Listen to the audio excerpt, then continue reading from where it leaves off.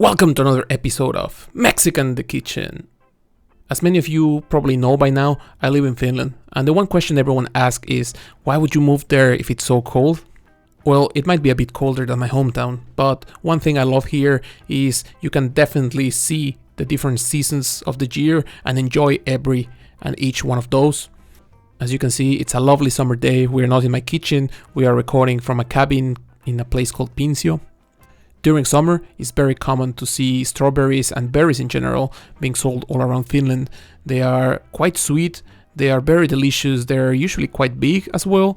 And this time we bought a bit over half a kilo of strawberries.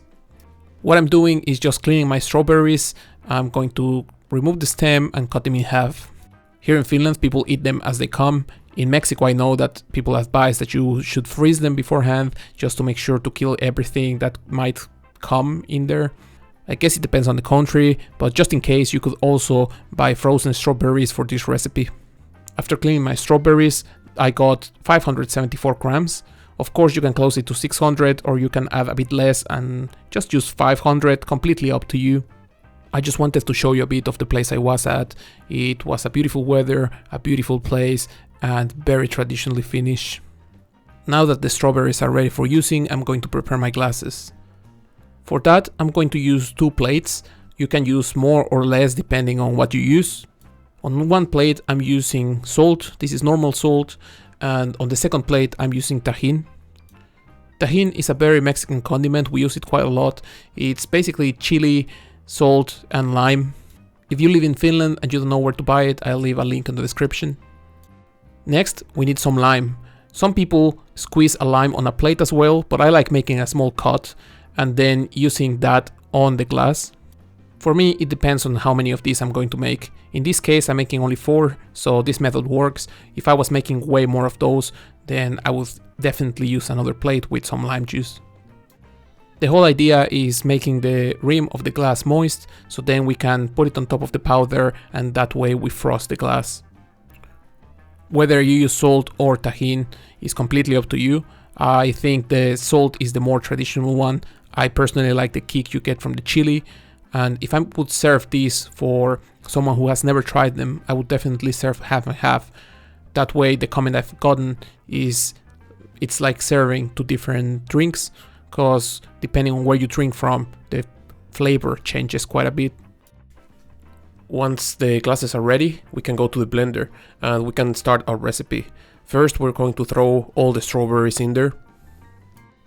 Next, I'm adding half a cup of sugar. If you want it more sweet, you can go with maybe 3/4 of a cup, up to a cup, it's completely up to you. Next thing I'm going to add is some lime juice. And at least in Mexico, a lot of these recipes that use lime call for 3, 4, 5, 6 limes. And these completely depend on how juicy they are, how big they are, on how strong the flavor is. What I would say is maybe add half a cup of lime juice. And once the drink is ready, you can adjust and maybe add more if needed. In Mexico, we use lime for everything, so it's very common to have this lime and lemon squeezer. If you don't have one, I recommend getting one because it just makes everything so much easier. Now we can start adding the liquor, and I'm going to add some Contro. This is an orange liquor, it's gonna add quite a nice flavor. And for this, I'm using 1/4 of a cup. If you want it a bit stronger, you can also add half a cup. These measurements are up to you. This is the ones I use, but of course everyone has their own recipe. Now we need to add some tequila, and for that I'm using this very basic, it's one of the cheap brands around here. I would just stay away from that tequila with the sombrero on top, because that doesn't really taste like tequila, and we really need that aftertaste that it gives the characteristic flavor to margaritas. Normally I would use 1 cup, that would give the nice flavor without being too strong. In this case I used a bit less, but it's still in the 3/4 of a cup kind of range. If you want it to be stronger, of course you can add maybe half more cup or maybe up to 1 more cup, but it might start getting on the a bit stronger side. We just want the tequila to give a nice flavor, we don't want to overpower the whole drink. Once we added all of our ingredients, I'm going to blend. And after a few technical issues, I managed to start my blender, and we just want to blend everything until you get a very fine, smooth blend.